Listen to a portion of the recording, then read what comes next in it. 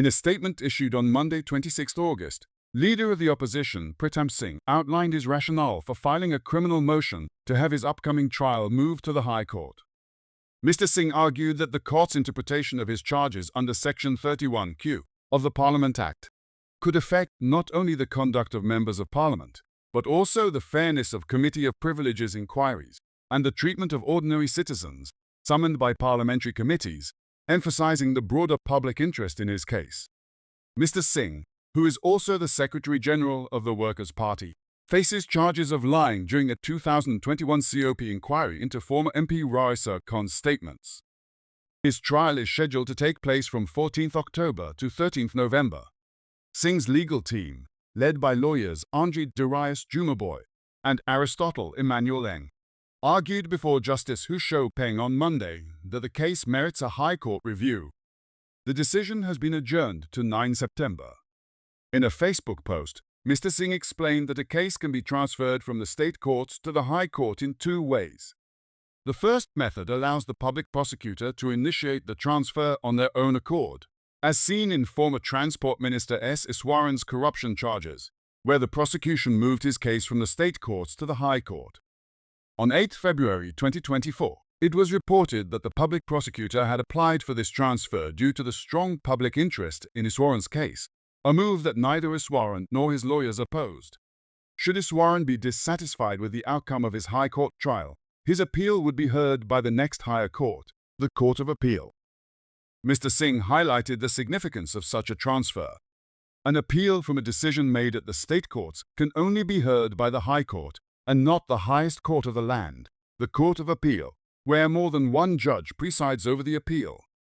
During Monday hearing, Mr. Singh's counsel argued that his case touches on the very essence of democracy, a perspective reinforced by Minister Indranee Rajah's February 2022 speech, which emphasized the importance of parliamentary conduct and accountability.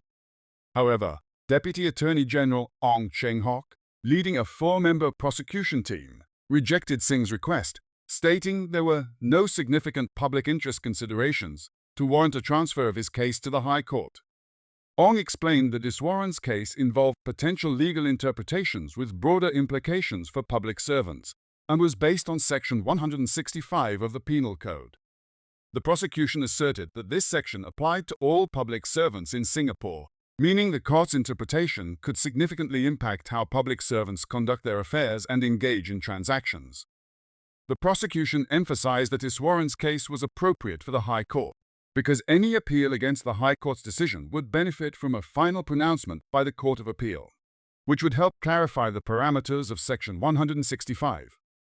Mr. Singh stated that his lawyers made a similar argument in principle, but emphasized that the justification for transferring his case to the High Court was even stronger. He explained that the charges against him stem from the findings of COP, and that the court's interpretation of Section 31Q of the Parliament Act could have far-reaching implications.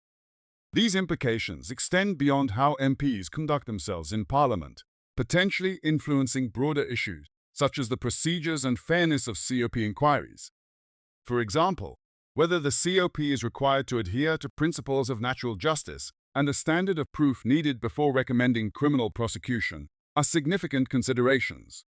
Furthermore, Mr. Singh highlighted that Parliament's powers under Section 31Q are not limited to MPs.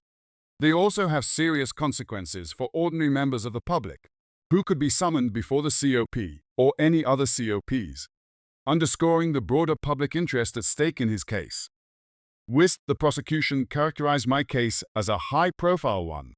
They maintained there were no significant public interest considerations necessitating a transfer of the case to the High Court, Mr. Singh added. Mr. Singh observed that his lawyers found the prosecution's differing interpretation of what constitutes public interest to be contradictory. They argued that moving the case to the High Court would align with the legal principle that all persons in like situations will be treated alike. Additionally, transferring the case would help ensure consistency and clarity in the prosecution of individuals by the state, especially in cases where public interest is clear and significant, Mr. Singh added.